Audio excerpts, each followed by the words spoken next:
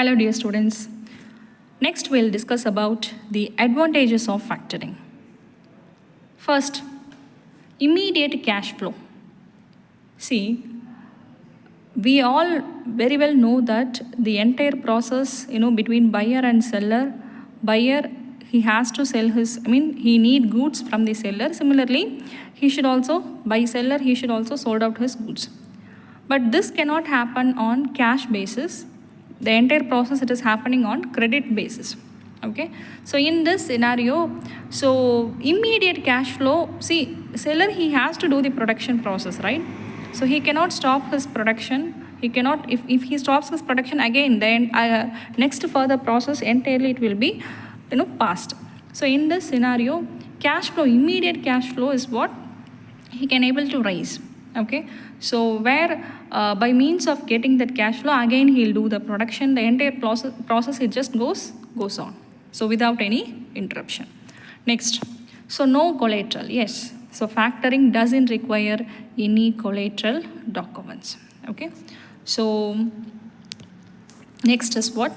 Flexibility. So flexibility in the sense like, yes, seller can choose which invoices to factor, giving them control over financing. See, there are certain flexibilities.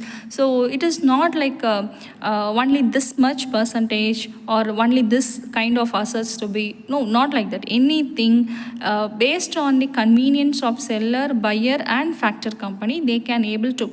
So this is what happening between these three parties. So whatever deviations that they have to bring inside this process, they can do that. And next is what? Again, the benefits.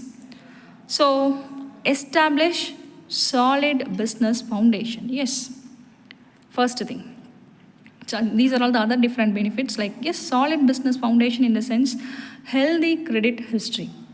See, only if the buyer or the seller, they both are in the if they both are maintaining proper credit facilities, proper transactions with their financial institutions. So in that scenario, this factoring it works out. This factor company, they have some confidence towards this buyer or towards the seller. Okay, so in this scenario, healthy credit history should be there, healthy payroll and tax payments, and retain customers and employees. All these things can be achieved. Next, maximize profitability. See, cheaper supply. Yes, faster paying customers, pay down debts. See, everything. We need not to face any difficulties. Why? Because there are so many services, so many benefits because of this factoring. Retain equity and business control, continuous source of operating capital. So all these things actually brings higher profits, right? Next is capture growth opportunities in the sense like full capacity, full utilization of the inventories, and even all other activities like marketing, R&D. So anything it needs some extra capital, right? And overall business planning, it is also improved. Next, disadvantages. So though there are several advantages, benefits in this factoring process, but still few disadvantages are there, like cost. It can be expensive at some point. Why?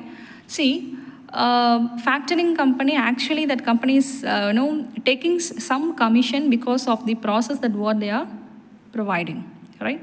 So that cost, sometimes few factor companies are taking such a huge interest, huge commission. So that is why somehow difficult for the seller. So yes, discount rate, factoring period, so all these things included in the factor fee. Profit reductions in the sense factoring fee, discounts. So sometimes it leads to the reduce in their profits. Say for example, they have to balance rent, they have to balance administrative cost, utilities, so many things are there.